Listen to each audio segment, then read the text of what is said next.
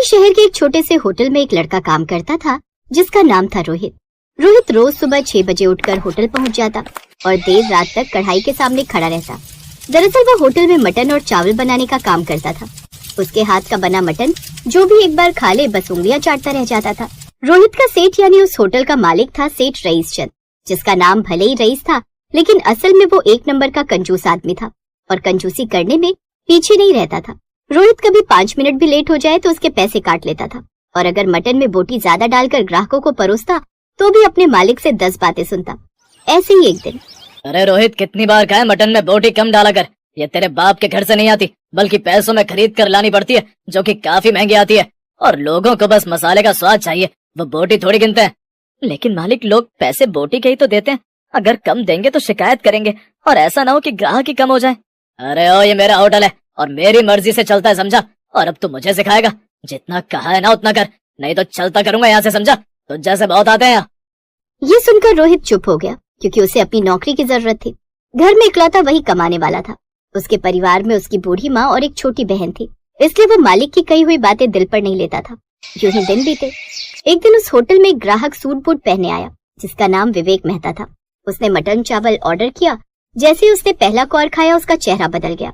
भाई, इसमें बोटी का है? ये तो सिर्फ चावल और ग्रेवी है। ऐसा खाना परोसते हो तुम अपने ग्राहकों को? दाम तो ज्यादा रखे और मटन के नाम पर बस एक हड्डी डाल दी, इसमें बोटी तो है ही नहीं। अब पूरा होटल उसकी तरफ देखने लगा। तभी सेठ रईस चंद भी भागता हुआ वहाँ आया और नाटक करते हुए कहने लगा, अरे साहब, माफ कीजिए, मैं तो इसे पूरा पैसा देता हूँ अच्छा बोटी वाला मटन लाने के लिए, लेकिन ये लड़का रोहित अपनी जेब भरने के लिए बोटी निकाल देता होगा। अब आप तो जानते ही हैं ये छोटे लोग कैसे होते हैं, इन्हें तो बस लालच ही नजर आता और कुछ नहीं। ये सुनकर रोहित हैरान रह गया। मालिक, ये आप क्या कह रहे हैं? आपने तो चुप रह, बहस मत कर। ग्राहक के सामने मेरी बेइज्जती करवा दी, नालायक कहीं का। अब खड़ा खड़ा मेरी शक्ल क्या देख रहा है? जाकर साहब के लिए बोटी लेकर आ। नहीं, अब उसकी जरूरत नहीं, मुझे नहीं खाना यहाँ खाना। अब वो ग्राहक गुस्से में वहाँ से चला गया और रोहित वहीं खड़ा रहा, आंखों में आंसू लिए। ग्राहक के जाने के बाद रोहित ने नम आंखों से अपने मालिक से पूछा, मालिक, आपने झूठ क्यों बोला? गलती मेरी नहीं थी। मैंने तो कितनी बार आपको मटन में बोटी डालने को कहा था, लेकिन फिर भी आपने मेरी बात नहीं सुनी। तो क्या मैं खुद को बदनाम करूं? तू ही तो नौकर है, तो ये सब तो झेलना पड़ेगा। और सुन, अगर ज्यादा बोलना है तो निकल जा यहाँ से, समझा? नहीं तो अपनी जबान पर लगाम लगा और जाकर काम कर। बड़ा है मुझे आग दिखाने वाला। नौकर है, नौकर की तरह रह, समझा? मालिक, अगर सच्चाई बोलना गुनाह है तो मैं ये गुनाह बार बार करूंगा। ठीक है, तो अपनी सच्चाई लेकर कोर्ट में जाकर वकालत कर। मेरे होटल में तेरा काम नहीं है, अब निकल जा यहाँ से, नहीं तो इतने जूते मारकर भेजूंगा कि ताउम्र याद रखेगा। रोहित ने धीरे से अपना एप्रन उतारा और बिना कुछ कहे होटल से बाहर निकल गया। उसकी आंखों में आंसू थे, साथ ही नौकरी जाने का दुख। वो रास्ते में चलता हुआ सोचता रहा, मेरा घर कैसे चलेगा? माँ की दवाइयाँ और बहन की शादी के लिए पैसे कहाँ से जोड़ पाऊंगा मैं? रोहित उदास होकर सड़क किनारे बैठ गया। तभी उसका दोस्त अमित वहाँ आया। अरे रोहित, क्या हुआ? इतना उदास क्यों बैठा है? रोहित ने उसे सारी बात बता दी। तो अब क्या करेगा? पता नहीं यार, नौकरी भी चली गई, पता नहीं अब क्या करूंगा। अरे तू परेशान क्यों होता है? तेरे पास तो इतना अच्छा हुनर है, तू तो इतना अच्छा खाना बनाना जानता है, फिर तू क्यों इतना परेशान हो रहा है? और जब तू इतना अच्छा खाना बनाता है तो दूसरों के लिए क्यों काम करेगा? मैं क्या कहता हूँ, चल हम दोनों मिलकर अपना काम शुरू करते हैं। सच कहूँ तो मैं भी दूसरों की नौकरी कर करके थक चुका हूँ। अपना काम, लेकिन उसके लिए पैसे? अरे मेरे पास हैं थोड़े पैसे, थोड़े तेरे पास होंगे, दोनों के मिलाकर कुछ तो हो ही जाएंगे। बोल, क्या बोलता है? देख रोहित, कुछ भी ऊपर वाले की मर्जी के बिना नहीं होता। हो सकता है ये उसी का कोई इशारा हो। शायद तू ठीक ही कहता है, ये उसी का इशारा होगा। अमित की बातें सुनकर रोहित की आंखों में फिर से उम्मीद की चमक आ गई। अब दोनों दोस्तों ने ठान लिया कि वो भी बोटी मटन चावल के साथ बनाकर ग्राहकों को बेचेंगे और पैसे कमाएंगे। अब कुछ पैसे रोहित ने और कुछ अमित ने मिलाए और एक ठेले का इंतजाम किया, साथ ही जरूरत का सामान खरीद लिया। फिर खड़े मसाले कूटकर रोहित ने बढ़िया मटन तैयार कर लिया। साथ ही उसने उसमें खूब सारी बोटी भी रखी ताकि ग्राहक जो पैसे दे उसका सही मोल उन्हें मिल सके। फिर दोनों ने मिलकर एक छोटा सा ठेला लगाया जिसका नाम उन्होंने रखा गरीब का बोटी मटन चावल। वो दोनों ठेला लेकर बाजार में चौराहे के पास खड़े हो गए। पहले 2 दिन तक तो उनके यहाँ कोई नहीं आया। सुबह से शाम हो गई अमित, अभी तक एक भी ग्राहक नहीं आया। अरे तू सब्र रख यार, नया नया काम शुरू किया है, मार्केट में पैर जमाने में समय तो लगता है ना। शायद तू ठीक कहता है।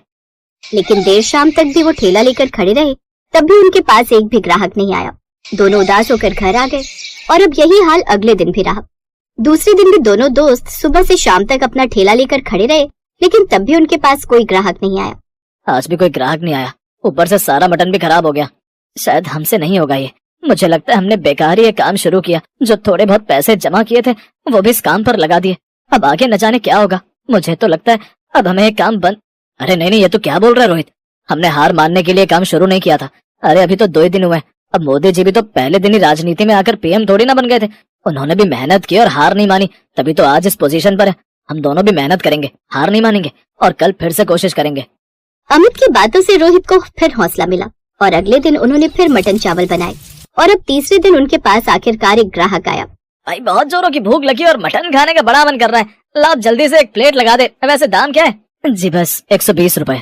अरे वाह, इतना सस्ता। चल जल्दी से लगा दे भाई। रोहित ने जल्दी से मटन चावल डालकर ग्राहक को दिया, साथ ही उसमें अच्छी खासी बोटी भी डाल दी। जैसे ही ग्राहक ने वो मटन चावल खाया तो उसकी आंखें चमक उठी। भाई वाह वाह वाह, क्या लाजवाब खाना है। ऐसा स्वाद तो कहीं नहीं खाया भाई, मजा आ गया। और 120 में इतनी बोटी डालकर तो कोई भी मटन नहीं देता। यही बात अब आसपास से गुजर रहे लोग भी सुन रहे थे और अब वो भी उनका बोटी मटन चावल खाने आने लगे। धीरे धीरे लोग उनके पास आने लगे, भीड़ बढ़ने लगी और कुछ ही दिनों में उनका ठेला मशहूर हो गया। फिर एक दिन उनके ठेले पर वही ग्राहक यानी विवेक मेहता आया जिसने उस रोज होटल में शिकायत की थी। उसने रोहित को पहचान लिया। अरे तुम वही लड़के हो ना जो उस होटल में काम करते थे जहाँ मटन में बोटी नहीं डालते थे? जी साहब वही हूँ। लेकिन अब तुम यहाँ क्या कर रहे हो? ओह अब समझा। हेरा फेरी करने के जुर्म में मालिक ने तुम्हें वहां से निकाल दिया होगा और तुम अब यहाँ ठेला लगाकर लोगों को बोटी मटन के नाम पर बिना बोटी वाला मटन बेचोगे और अब यहाँ लोगों को लूटोगे। नहीं नहीं साहब, आप मुझे गलत समझ रहे हैं। उसमें मेरी कोई गलती नहीं थी, वो तो मेरा मालिक ही कंजूस था। फिर रोहित ने उसे सारी बात बताई। हाँ साहब, ये तो बल्कि मटन में कम बोटी डालने के कारण अक्सर अपने मालिक से लड़ता था और अगर इसे यही करना होता तो ये अपने ठेले पर वही करता। बल्कि इसका तो पहला नियम यही था कि अगर मटन चावल बेचेंगे तो ग्राहकों को बोटी के साथ बेचेंगे ताकि उन्हें उनके पैसों का सही मूल्य मिल सके। ये तो बहुत ईमानदार और सच्चा इंसान है साहब। रोहित, तुम में हुनर भी है और ईमानदारी भी। ऐसे लोग बहुत कम होते हैं। मैं तुम्हारी मदद करना चाहता हूँ। मैं तुम्हें एक बड़ा होटल खोल कर दूंगा, तुम दोनों मिलकर उसे चलाना, उसमें बढ़िया सा बोटी मटन बनाकर बेचना। मेरे पास पैसों की कमी नहीं है, मैं एक बहुत बड़ा बिजनेसमैन हूँ और मैं भी तुम्हारी तरह ईमानदारी पर चलकर ही ये मुकाम हासिल कर चुका हूँ। उस होटल को तुम मेरी तरफ से अपनी ईमानदारी का तोहफा समझ लेना। ये सुनकर दोनों दोस्त बड़े खुश हुए और कुछ ही महीनों में रोहित और अमित का अपना बड़ा होटल खुल गया जो कि और भी ज्यादा मशहूर हो गया। अब वहाँ लाइन लगती थी, हर प्लेट में भरपूर बोटी होती थी और हर ग्राहक खुश होकर जाता था। देख अमित, अगर हमने हार मान ली होती तो शायद ये दिन कभी नहीं आता। हाँ यार, और अगर तू सच के साथ नहीं खड़ा होता तो आज भी किसी के नीचे काम कर रहा होता। अब उनका होटल काफी अच्छा चल निकला, उनका नाम दूर दूर तक मशहूर हो गया और उधर सेठ रईस चंद का होटल बंद होने की कगार पर था क्योंकि लोग अब जानते थे कि सच्चा स्वाद और सच्चाई कहाँ मिलती है। ईमानदारी और मेहनत का फल देर से मिलता है लेकिन मिलता जरूर है। जो दूसरों को धोखा देता है वो खुद एक दिन हार जाता है और जो सच्चाई के साथ खड़ा रहता है वही असली विजेता होता है। पापा, पापा प्लीज उठिए ना, आप हमें ये छोड़कर नहीं जा सकते। आपके बिना हम तीनों का क्या होगा? रामप्रसाद की छोटी बेटी अपने पिता को हिलाते हुए रो रही थी, लेकिन अब सब खत्म हो चुका था। घर में सन्नाटा छा गया था। ये क्या हो गया जी? अब हम क्या करेंगे? किसके सहारे जिएंगे? माँ के एक शब्द जैसे अब पूरे घर में गूंज उठे। महिमा भी फूट फूट कर रोने लगी। ऐसे ही दिन बीतने लगे और अब रामप्रसाद के जाने के बाद जैसे पूरा घर सूना हो गया। सभी के चेहरे उदास थे, सबको अब आगे की चिंता सता रही थी। इस घर का मुखिया ही चला गया, अब ये घर कैसे चलेगा? माँ आप चिंता मत कीजिए, मैं हूं ना, मैं सब संभाल लूंगी। उस दिन से महिमा सिर्फ एक बेटी ही नहीं रही बल्कि वो घर की जिम्मेदारी बन गई। उसके कॉलेज के एग्जाम आने वाले थे लेकिन उसने अपनी किताबें बीच में ही बंद कर दी। इधर रीमा के भी 12वीं के पेपर आने वाले थे। दीदी आप पढ़ाई क्यों नहीं कर रही? अब पढ़ाई बाद में रीमा, अब पहले घर संभालना है। तू पढ़ाई कर, तेरे पेपर आने वाले हैं ना। जिसके बाद उसने सबके लिए खाना बनाया। ऐसे ही कुछ दिन बीत गए। अब महिमा नौकरी के लिए इंटरव्यू देने गई। आपकी पढ़ाई अधूरी है, फिर भी नौकरी क्यों चाहिए? आमतौर पर पहले सब अपना कॉलेज पूरा करते हैं, उसके बाद पढ़ाई करते हैं। आपने ठीक कहा सर, लेकिन अभी मेरे घर को मेरी जरूरत है और मैं हार नहीं मान सकती। अगर यहाँ नहीं तो कहीं और, लेकिन मैं नौकरी लेकर रहूंगी। उसका कॉन्फिडेंस देखकर वो बॉस उससे इम्प्रेस हुआ और उसे वो नौकरी मिल जाती है। फिर शाम को वो थकी हारी घर आती है और सबको खुशी खुशी बताती है। फिर आते ही घर के काम में लग जाती है। बेटा थोड़ा आराम कर ले। आराम बाद में कर लूंगी माँ, पहले आप ये बताइए कि आपने दवाई खाई या नहीं? नहीं दीदी, वो तो आपके आने का इंतजार कर रही थी। ओह तो ये बात है। उसकी माँ पति के जाने के बाद अक्सर बीमार ही रहती थी अब महिमा घर के काम काज करती, उसके बाद ऑफिस चली जाती, फिर सारा दिन वहाँ काम करके वो फिर से घर आती और घर के काम काज में लग जाती। ऐसे ही दिन बीतते हैं। फिर एक रोज ऑफिस में, महिमा ये फाइल आज ही पूरी करनी है, मुझे किसी भी हालत में ये काम कंप्लीट चाहिए। जी सर। अब वो देर शाम तक ऑफिस में काम करती रहती, लेकिन फिर भी उसका कुछ काम पेंडिंग रह जाता है। ओफो, शाम के 8 बज गए लेकिन काम अभी भी पूरा नहीं हुआ। अभी घर जाकर खाना भी पकाना है और माँ को दवाई भी देनी है। ऐसा करती हूँ, ये फाइल घर ले जाती हूँ, बाकी का काम घर जाकर ही निपटा लूंगी। अब वो घर आ जाती है। फिर घर आने के बाद, और रीमा ये बताओ पढ़ाई कैसी चल रही है? बहुत अच्छी, देखना दीदी इस बार मैं टॉप करूंगी। ये सुनकर महिमा खुश होती है और अब वो घर के बाकी के काम में लग जाती है। सारा काम खत्म होने के बाद फिर रात 11 बजे तक वो ऑफिस के काम में लग जाती है और देर रात तक काम करती है। महिमा की जिंदगी अब ऐसे ही कट रही थी, घर से ऑफिस और ऑफिस से घर। फिर एक रोज महिमा के फोन पर एक अननोन मैसेज आया। उसके फोन पर एक फ्रेंड रिक्वेस्ट आई। महिमा ने कुछ देर तक सोचा, फिर उसने वो रिक्वेस्ट ऐड कर ली। तभी उस लड़के का मैसेज आया। हाय, मैं राहुल हूँ, आपने फ्रेंड रिक्वेस्ट एक्सेप्ट की, उसके लिए आपका बहुत बहुत शुक्रिया। कोई बात नहीं। अब धीरे धीरे उनकी बात शुरू हुई। फिर पहले उनकी दोस्ती हुई, फिर ये दोस्ती प्यार में बदल गई।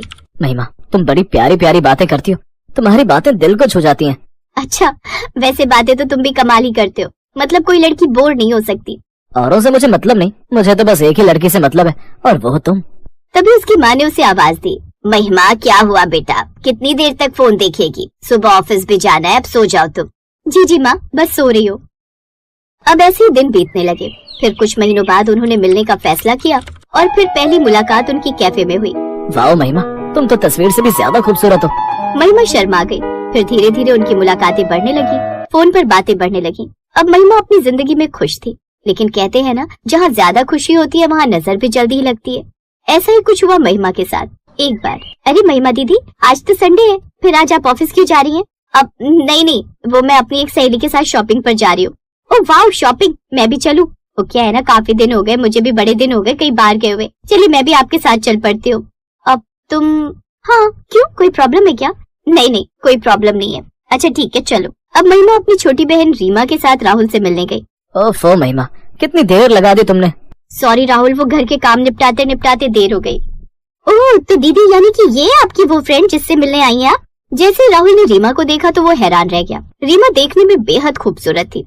काफी देर तक राहुल उससे अपनी नजरें ही नहीं हटा पाया।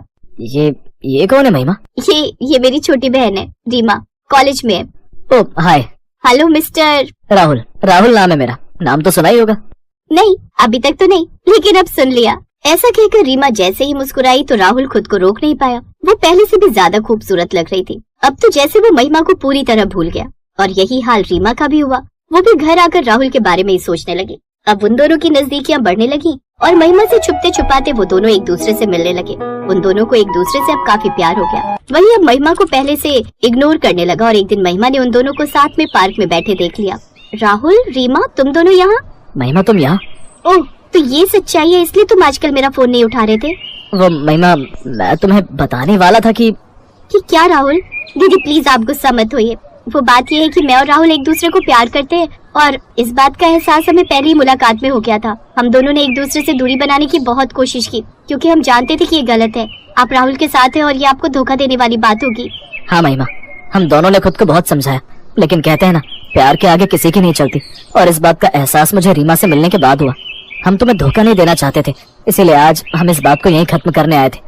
लेकिन सच तो यह है कि रीमा से मिलने के बाद मुझे एहसास हुआ कि तुमसे तो बस मुझे अटैचमेंट थी। असल में प्यार क्या होता है ये तो मैंने रीमा से मिलने के बाद जाना। मैं उससे प्यार करता हूँ, लेकिन मैं और रीमा तुम्हें दुखी नहीं देखना चाहते थे, इसीलिए हम अपनी इस उठने वाले रिश्ते को यहीं खत्म करने आए थे। मुझे माफ कर दो महिमा, लेकिन दिल पर किसी का बस नहीं होता। हाँ दीदी, हमें माफ कर दो, हम अब इस रिश्ते को आगे नहीं बढ़ाएंगे। पहले तो वो रोने लगी, लेकिन फिर महिमा ने अपने आंसू पोंछे और मुस्कुराते हुए कहने लगी, अगर तुम दोनों साथ में खुश हो तो मैं तुम्हारे रास्ते में नहीं आऊंगी। मैं खुद अपनी छोटी बहन को दुल्हन बनाऊंगी। दीदी आप बहुत महान है। नहीं पगली, मैं बस तुम्हारी दीदी हूँ। फिर कुछ महीनों बाद महिमा ने रीमा और राहुल की शादी करवा दी। शादी की सारी तैयारियां उसने अकेले ही की। साथ ही अपनी छोटी बहन को कभी ये एहसास नहीं होने दिया कि उसके पिता नहीं है।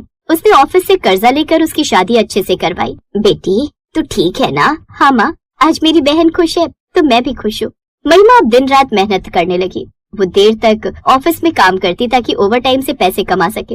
यूं ही समय बीतता गया और एक दिन महिमा के ऑफिस में एक नया मैनेजर आया जिसका नाम अमित था। उसकी उम्र भी महिमा के आसपास थी। उसकी पत्नी की मौत हो चुकी थी और उसका एक छोटा बेटा आरव था जो कभी कभार अपने पापा के साथ ऑफिस आ जाता। आंटी आप बहुत अच्छी हो। मेरी मम्मी थी ना, वो भी बिल्कुल आपकी तरह ही मुझे कहानियाँ सुनाती थी। ये सुनकर महिमा मुस्कुरा दी, लेकिन अमित अपने बेटे को महिमा के साथ देखकर बड़ा खुश होता। अब धीरे धीरे अमित और महिमा करीब आने लगे। आप बाकी लोगों से अलग है, बहुत मजबूत है। मजबूरी ने मजबूत बना दिया सर। एक बात कहूँ महिमा, क्या आप मुझसे शादी करेंगे? मुझसे शादी? लेकिन मैं साधारण परिवार से आती हूँ। उससे मुझे फर्क नहीं पड़ता, तुम बहुत अच्छी हो और मुझे पसंद हो। अब महिमा ने हाँ कर दी और कुछ समय बाद उसकी शादी सादगी से हो गई। फिर एक रोज रीमा राहुल के साथ महिमा से मिलने आई, जहाँ महिमा का बड़ा सा ससुराल था और अब वो अपनी माँ को भी उसी घर में ले आई थी। दीदी, आज आप सच में खुश लग रही हो। मैं आपके लिए बहुत खुश हूँ, क्योंकि आज पहली बार मैंने अपने लिए जीना सीखा है और अब मैं सच में बहुत खुश हूँ। किसी ने सच ही कहा है, सच्चा प्यार और त्याग कभी व्यर्थ नहीं जाता। जो दूसरों की खुशी के लिए खुद को भूल जाता है, उसे एक दिन उसकी जिंदगी में खुशी जरूर मिलती है।